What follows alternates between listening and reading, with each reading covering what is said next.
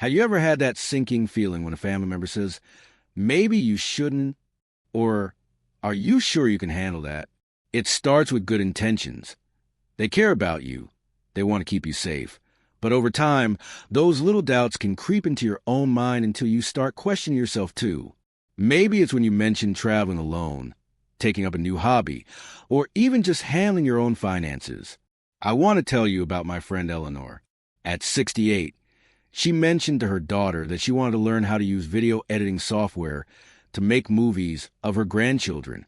Her daughter immediately said, "Oh, Mom, that's so complicated. Why don't I just do it for you?" That one comment made Eleanor doubt herself for weeks, until she decided to prove them wrong. 6 months later, she's making beautiful family videos that have all her friends asking for lessons. That's why today we're talking about 4 powerful confidence hacks specifically for seniors. Proven ways to shake off those doubts, trust yourself again, and show your family and yourself exactly what you're capable of. Because here's the truth. Age doesn't determine what you can do. Attitude and approach do. Let's start with the first and most important hack, the done it before list. When self-doubt creeps in, most of us focus on what we think we can't do. Instead, I want you to keep a running list, either on paper or in your phone, of every challenge you've already overcome in your life. Big things like raising a family or building a career, but also small victories like learning new technology or navigating a health scare. Here's why this works. Every time someone questions whether you can handle something, pull out your list. When Eleanor's daughter doubted her tech skills, Eleanor reminded herself that she taught herself to use a computer in her 50s, learned online banking in her 60s. Why couldn't she learn video editing now? That mental shift from "can I" to "I have before" changes everything.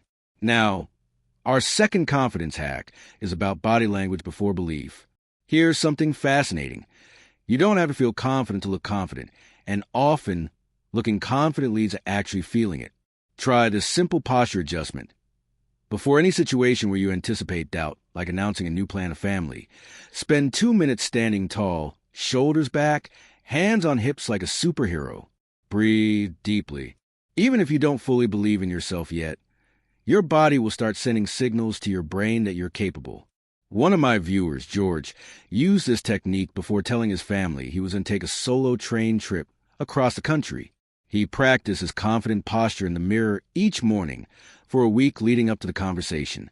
When he finally told them, his assured stance and calm voice made them take notice.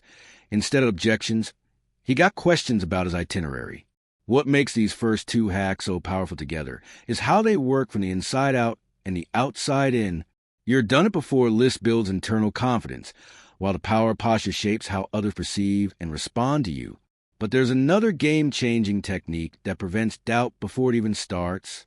That game-changing technique I mentioned, it's all about setting the narrative first. Here's what happens too often. We tentatively mention an idea to family, almost asking for permission, which invites doubt. Instead, try framing your plans as decided rather than debatable. There's a world of difference between, "Do you think I could take a painting class?"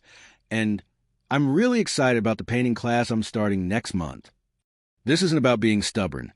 It's about showing you've thoughtfully considered your capabilities. When my friend Martin decided to downsize his home at 72, he didn't ask his kids if he could handle it. He said, "I've researched moving companies and have a great plan for sorting my belongings. I'd love your support." This approach shifted the conversation from "should you" to "how can we help?" Now, our 4th confidence hack might surprise you. The small win strategy.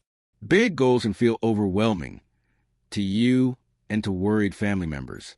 But small, visible successes build confidence in everyone. Want to prove you can still manage your garden? Start by revitalizing one flower bed beautifully before tackling the whole yard. Considering a return to driving after an illness? First master short, familiar routes in daylight. Here's why this works so well. Each small win becomes evidence against doubt. When Sarah, a 75-year-old viewer, wanted to show her daughter she could safely use public transportation, she started with trips to a nearby cafe she knew well. After a month of showing photos from her cafe outings, her daughter stopped offering to chauffeur her everywhere. Those small victories spoke louder than any argument. What's beautiful about these approaches is how they build momentum. Setting the narrative first prevents doubt from taking root, while small wins create an undeniable track record of capability. But there's one final piece to unshakable confidence, something that goes deeper than any technique. That deeper piece I mentioned, it's about rewriting your self-talk. You see, often the doubts others express simply mirror the quiet uncertainties we already feel inside. Maybe you've caught yourself thinking, at my age, or I'm too old for this. These subtle phrases act like brakes on your confidence. The solution isn't positive thinking, it's accurate thinking. Try this. Whenever you hear yourself using age as a limitation, ask, is this truly about years or is it about skills?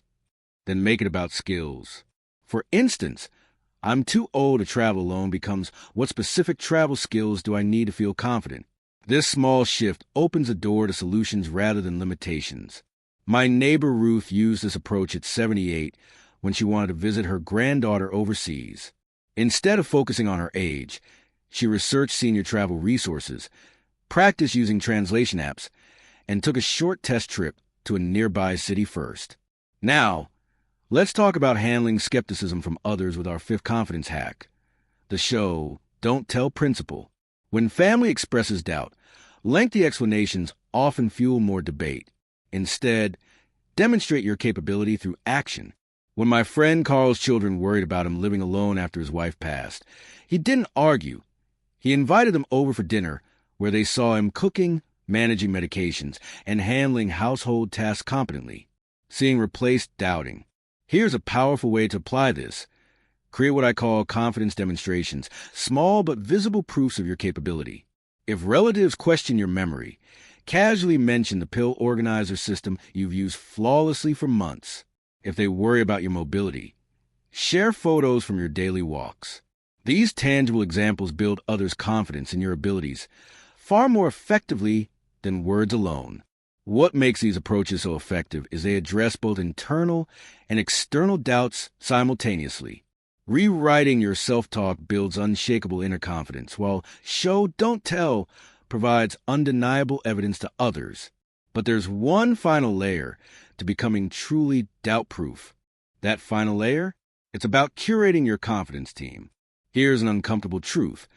Some people in your life may always see you through the lens of your age rather than your abilities. While we can't control others, we can choose whose opinions we value most.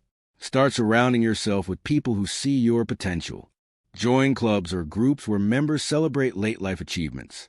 Follow social media accounts of vibrant seniors doing amazing things. When my friend Linda took up pottery at 70, she intentionally spent less time with skeptical relatives and more with her new ceramics classmates who cheered every creation.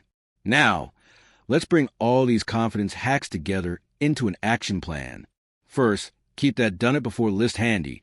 Add to it regularly and review it whenever doubt creeps in. Second, practice power poses before important conversations to project unshakable confidence. Third, set the narrative by announcing plans with certainty rather than seeking permission. Fourth, stack up small wins that become undeniable proof of your capabilities. Fifth, rewrite limiting self-talk into skill-building opportunities. And finally, surround yourself with supporters who fuel rather than diminish your confidence.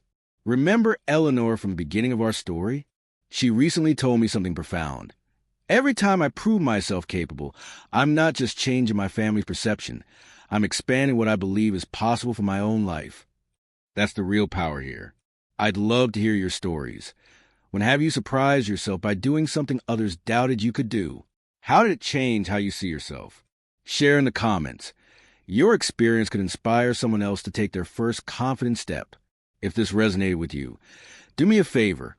Hit that like button and share with a friend who needs this confidence boost. Here's to living with a quiet certainty that at any age, you're capable of more than others, and maybe even you might expect. Thanks for watching, and remember, the best way to prove others wrong is to prove yourself right.